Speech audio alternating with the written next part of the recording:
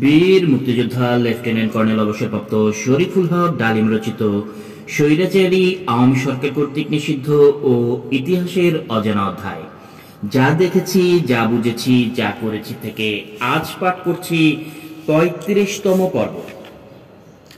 আমি তোমার অবদানের কথা সর্বদা স্মরণ রাখবো শফিক। ধন্যবাদ জানিয়ে তোমাকে ছোট করব না, তবে একটি কথা জেনে রেখো, ২৫শে মার্চ ন্যাক্কারজনক পাশবিক ঘটনাবলীর পর থেকে দেশ ও স্বাধীনতার সংগ্রামে প্রত্যক্ষভাবে অবদান রাখার জন্য অনেক কিছুই ভেবেছি এবং অনেক বাঙালির সাথে আলাপ করেছি। কেউই তোমার মতো নিঃস্বার্থ আন্তরিকতা দেখায়নি। কেউ আমার চিন্তা ভাবনায় আটকে উঠেছেন, কেউ বা রেগে গিয়ে হুঁশিয়ারি বাক্য উচ্চারণ করেছেন। কুয়েটার অনেক বাঙালির কাছেই আমি ইতিমধ্যে বিপজ্জনক ব্যক্তি হিসেবে পরিচিত হয়ে উঠেছি। অনেকে আমার সাথে সব যোগাযোগ ছিন্ন করার সিদ্ধান্তও নিয়েছে। সেক্ষেত্রে তোমার এই সাহায্য আমাকে মুগ্ধ করেছে। তোমার এই অবদান সামান্য নয়। যদি সংগ্রামে যোগ দেওয়ার তৌফিক আল্লাহ আমাকে নসিব করেন, দেশ স্বাধীন হওয়ার পর যদি বেঁচে থাকি, তবে তোমার নাম বাংলাদেশের ইতিহাসে থাকবে ভাই। এ ওয়াদা আমি তোমাকে দিলাম। শফিকের দু চোখ বেয়ে অশ্রু ঝরছিল। রুমালে চোখ মুছে নিয়ে ধরা গলায় বলল, স্যার, আমার এ অতি সামান্য অবদান। ইচ্ছে হয় আপনার সাথে আমিও পাড়ি জমাই, কিন্তু আমি ফ্যামিলি ম্যান। পরিবার ফেলে কি করে পালিয়ে যাই? আমার এ অক্ষমতা আমাকে পীড়া দেবে সারা জীবন। নিজেকে আমি কখনো ক্ষমা করতে পারবো না স্যার। কেন মিথ্যে দুঃখ পাচ্ছ ভাই? বাংলাদেশের সবার পক্ষে কি যুদ্ধে সরাসরিভাবে যোগ দেওয়া সম্ভব হবে? অনেকেই নানাভাবে সংগ্রাম অবদান রাখবেন। তারাও মুক্তিযোদ্ধা। যেমন আজকে তুমি রাখলে এক অমূল্য অবদান। যারা যুদ্ধক্ষেত্রে যুদ্ধ করবে তাদের অবদানের চেয়ে তোমার এই অবদানের মূল্য কোনো ক্রমেই কম নয়। সেভাবে তুমিও একজন মুক্তিযোদ্ধা। আমার কথায় শফিক নিজেকে সামলে নিল। বেয়ারা ইতিমধ্যেই খাবার পরিবেশন করে গেছে। এসো খাওয়া যাক। দুজনে তৃপ্তি সহকারে খেলাম। খাওয়া শেষে শফিক বলল, আজ আমাদের নাইট ট্রেনিং আছে, তাই চলে যেতে হবে।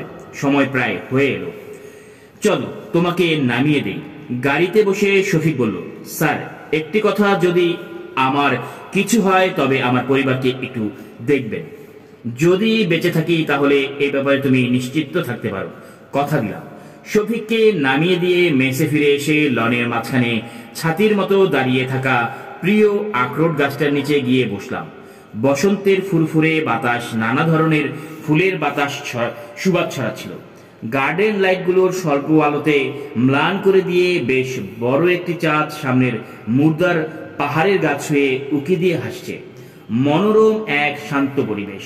কফির পেয়ালায় চুমুক দিচ্ছিলাম আর ভাবছিলাম হাবিলদার শফিক সম্পর্কে।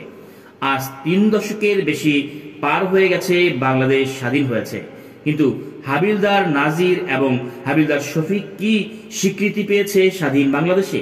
না, তারা এবং তাদের মতো অনেকেই আজ বিস্মৃতির অতলে চাপা পড়েছে। কেউ তাদের খবর রাখার প্রয়োজনীয়তা অনুভব করেনি। শুধু কি তাই, বাংলাদেশের স্বাধীনতার পর প্রতিটি সরকার বিশ্বাসঘাতকতা করেছে তাদের আত্মত্যাগের সাথে। ন্যাক্কারজনকভাবে মিথ্যের উপর তাদের ক্ষমতার ভিত গড়ে তোলার প্রচেষ্টায় সত্যকে দাবিয়ে রাখার এক জঘন্য প্রতিযোগিতায় লিপ্ত হয়েছে তারা। স্বাধীনতার ইতিহাস বিকৃত করা হয়েছে সব শাসকের আমলে। স্বাধীনতার পর প্রতিবেশী বন্ধু রাষ্ট্রের সহায়তায় বাংলাদেশের ক্ষমতা গায়ের জোরে কুক্ষিগত করে আওয়ামী লীগ।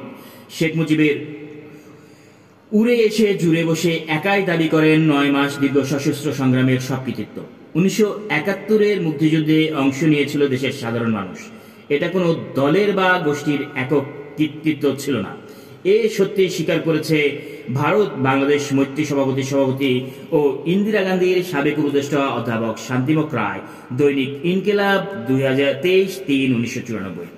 বাংলাদেশকে করদ রাষ্ট্রে পরিণত করার বিদেশি চক্রের সুদূর প্রসারী নীল নকশা বাস্তবায়িত করার দাসখত লিখে দিয়ে জাতীয় বিশ্বাসঘাতকতা করতে এতটুকু কুণ্ঠাবোধ করেনি ক্ষমতালিপ্সু শেখ মুজিব ও তার দল আওয়ামী লীগ। সদ্যমুক্ত বাংলাদেশে গণতন্ত্রকে গলা টিপে হত্যা করেন গণতন্ত্রের তথাকথিত চ্যাম্পিয়ন শেখ মুজিব স্বয়ং। মানবিক এবং নাগরিক সব অধিকার হরণ করে স্বৈরতান্ত্রিক একনায়কতন্ত্র প্রতিষ্ঠা করেন শেখ মুজিবুর রহমান এবং তার সরকার। বাংলাদেশে এভাবে সূচিত হয় এক কালো অধ্যায়।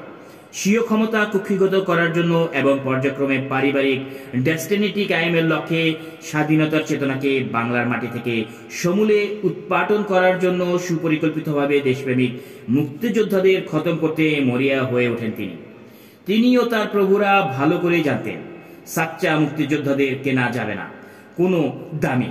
জাতীয় স্বাধীনতার বিরুদ্ধে প্রত্যক্ষ কিংবা পরোক্ষ যে কোনো চক্রান্তের মোকাবেলায় পরীক্ষিত মুক্তিযোদ্ধারাই এগিয়ে আসবেন অগ্রণী হয়ে।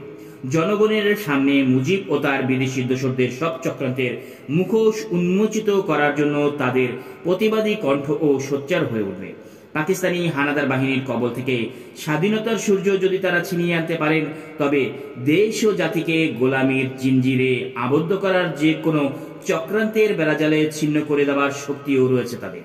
তাই সচেতন সাচ্চা মুক্তিযোদ্ধারাই হয়ে ওঠেন শেখ মুজিব, তার সরকার এবং সম্প্রসারণবাদী ভারতীয় শাসক গোষ্ঠীর মূল প্রতিপক্ষের এই শক্তিকে ধ্বংস করার জন্য সরকার একদিকে চালাতে থাকে মিথ্যা প্রচারণা, মুক্তিযোদ্ধাদের ইমেজ নষ্ট করার জন্য অন্যদিকে রাজনৈতিক বিরোধিতা দমনের নামে নৃশংসভাবে হত্যা করা হয় হাজার হাজার দেশপ্রেমিক তরুণ মুক্তিযোদ্ধাকে।